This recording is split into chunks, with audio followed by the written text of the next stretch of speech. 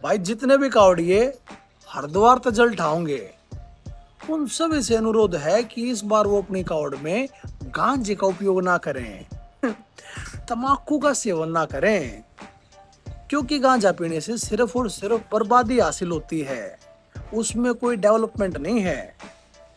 ये सिर्फ और सिर्फ हमारी मान्यताओं की मूर्खता है, जहां हम सोचते हैं कि ये तो भोले की बूटी है, ये तो शिव शंकर का प्रसाद है, इसमें कुछ भी गलत नहीं है, ये तो सर्जन आप गांजा फूंक सकते हो।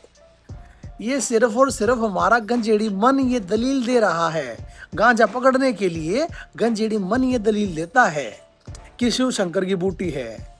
अन्यथा आपने कभी देखा है कि शिव शंकर खुद अपना ज्वाइंट जला रहे हैं या अपनी चलम को चेतन कर रहे हैं?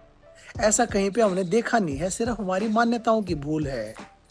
और हमारे साधारणतः जीवन में भी जितना मनुष्य गांजे में लीन होता है, उतना ही वो फड़ाकांक्षा में सिर्फ और सिर्फ सोचने में, थिंकिंग और थिंकिंग में ही लगा रहता है, डूइंग उससे निकलती नहीं है, सिर्फ फड़ाकांक्षा में लीन रहता है, इसलिए उससे कर्म नहीं निकलता है, कर्म क्षीण होता है, फड़ाकांक्षा में लीन होता है, इसलिए वो बर्बादी की तरफ होता है अग्रसर, इसलिए सिर्फ और सिर्फ विनाश।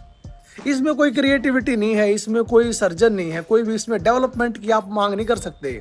जैसी क्योंकि आपने अपना ज्वाइंट जलाया, वैसे ही आप अपने अंतर जगत में उतर गए, अपनी इमेजिनेशन में उतर गए। अब आप उन सपनों को, उन ख्वाहिशों को अपने अंतर जगत में ही हासिल कर लोगे, अचीव कर लोगे।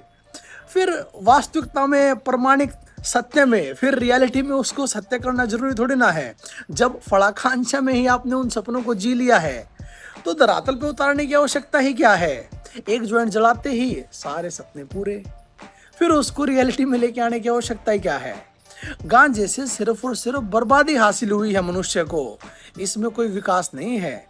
इस कावड़ को आप चुनौती समझो कि बिना गांजे के इस कावड़ को पूरी करेंगे, और अगर आप इतने गंजीडियों के बीच में गांजा नहीं लगाओगे और कावड़ को बिना गांजे के संपन्न कर लोगे, तो फिर कावड़ के बाद भी आपको कोई गांजा नहीं पिला पाएगा।